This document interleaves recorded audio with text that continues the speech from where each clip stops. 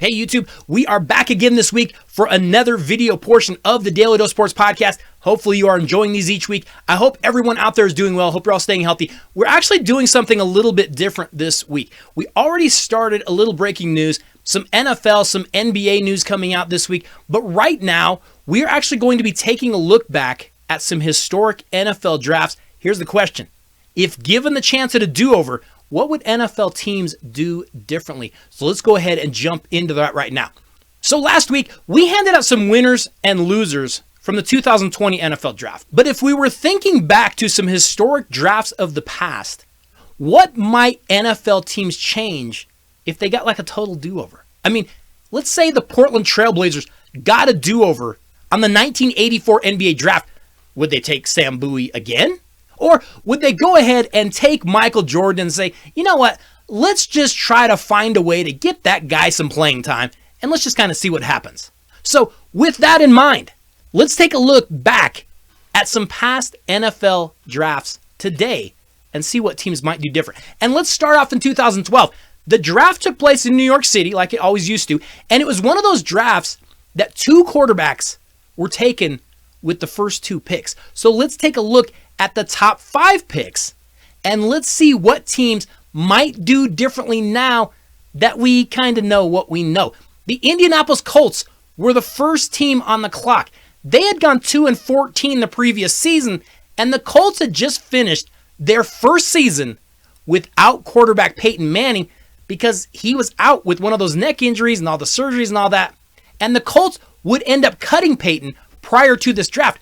So they needed a new face for the franchise. So the Indianapolis Colts took Stanford quarterback Andrew Luck. And honestly, if they had a do-over, I think they do the same thing today. Look, Luck was never the problem with the Colts. The problem with the Colts was their failure to put more people around Andrew Luck. So I think Andrew Luck actually still goes number 1 here. But at number 2, we had the Washington Redskins. Now, they were also in need of a starting quarterback. So they grabbed Baylor Heisman winner Robert Griffin. Now, I actually think Robert Griffin could play. Remember, he did end up winning the Rookie of the Year award.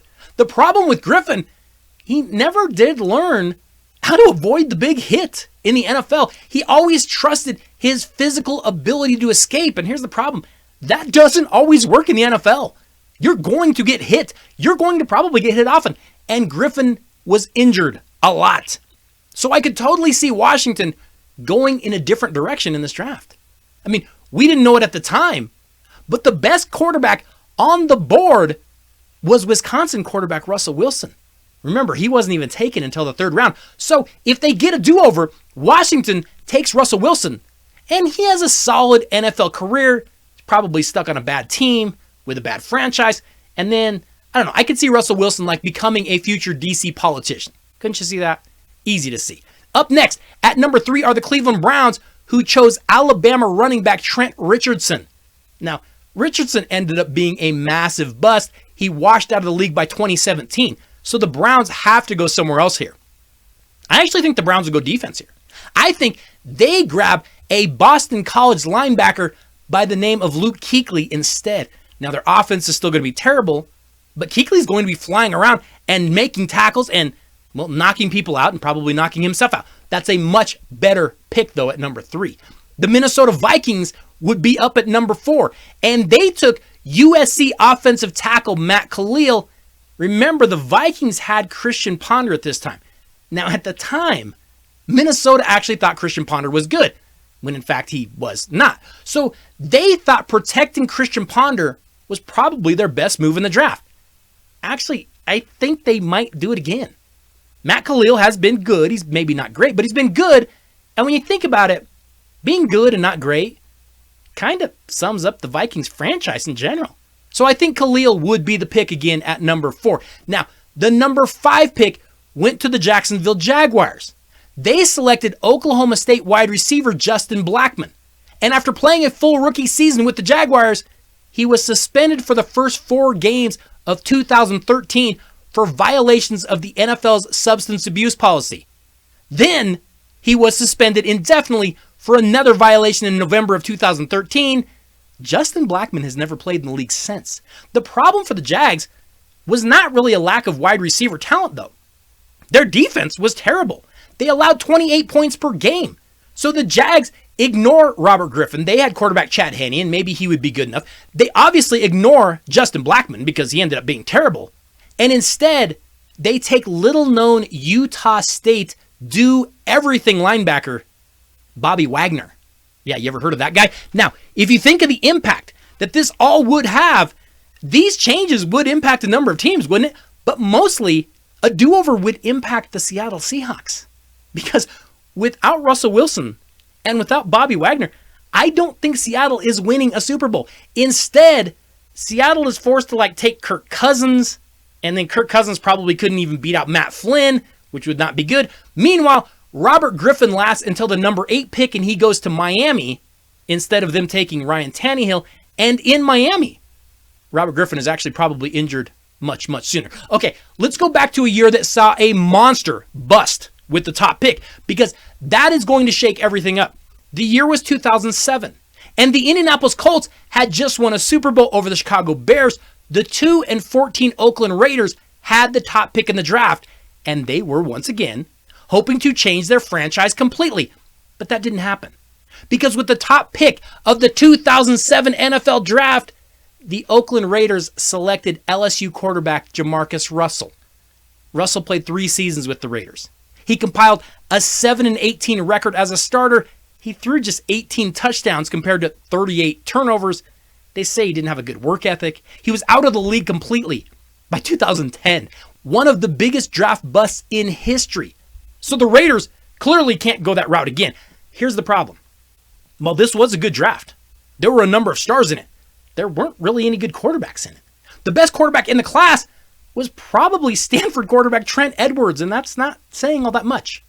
So in this draft, if they got a do-over, I think the Raiders would instead take Georgia Tech wide receiver Calvin Johnson. But they have Josh McCown throwing it to him, and they have a banged-up Dante Culpepper throwing it to him. So I'm not sure that he fares all that much better in Oakland than he did in Detroit. He would again be a great player, probably stuck on a bad team. But now at number 2, the Detroit Lions are up, and Calvin Johnson is off the board. We know the Lions love taking wide receivers, but the only other feasible pick here would be maybe Ohio State wide receiver Ted Ginn. And he's pretty good, except for the catching. So the Lions go get something they haven't had in a while. With the number 2 pick in this draft, the Detroit Lions on their do-over select Oklahoma running back Adrian Peterson. Hey, Peterson would give the Lions offense a huge lift. Peterson would be racking up Pro Bowls, and eventually, I think the Lions would probably make it to the playoffs before getting blown out, and Peterson would, retire at the age of 30. Sound familiar? It's just what Lions great players do. The Cleveland Browns are up at number 3, and they took Wisconsin offensive tackle Joe Thomas, and he actually turned out to be a very good pick. Thomas was a 10-time Pro Bowler. He bizarrely has a chance to be a Hall of Famer despite being stuck on a bad team. So I think the Browns still stick with Joe Thomas. At number 4, the Tampa Bay Buccaneers selected Clemson defensive end Gaines Adams. He never did catch on in the NFL, and he lasted just 4 seasons in the league. He was eventually diagnosed with a heart ailment. He tragically passed away in 2010. And the Bucs defense wasn't all that bad. They needed some offense. So with a do-over, the Tampa Bay Buccaneers select Central Michigan offensive tackle Joe Staley, who ends up being an anchor on that offensive line. Now, the Bucs did actually make the playoffs in 2007, but 2 years later, John Gruden ended up getting fired. I think Staley would have helped him hold on to his job a little bit longer for sure. Finally, the 5th pick of the 2000 NFL Draft went to the Arizona Cardinals, who took Penn State offensive tackle Levi Brown.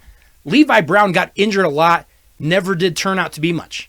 I don't think Arizona would make that same mistake again. So the Cardinals instead select University of California running back Marshawn Lynch at number 5. And he gets to go beast mode down in the desert for a few years. Now, looking back at this 2007 NFL Draft, again, we see the Seattle Seahawks losing a great running back in Lynch. The Lions might have actually been a little bit better with Adrian Peterson. I think the biggest loser in this whole thing, though, would have been the Minnesota Vikings, who would have missed out on Adrian Peterson.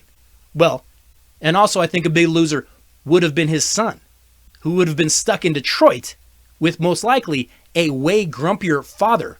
Sorry, kid. Keep that left up. Might be a little bit tough. Okay, YouTube, this week on the show, we've actually got a few more NFL drafts to look back at, including maybe the biggest bust in NFL history, and we still have to get to our Daly Dose top 5. We may not have any live sports going right now, so what are the best alternatives? We've got a few thoughts on that. Hey, thanks for watching every week. Stay healthy, stay positive. I will see you all next week.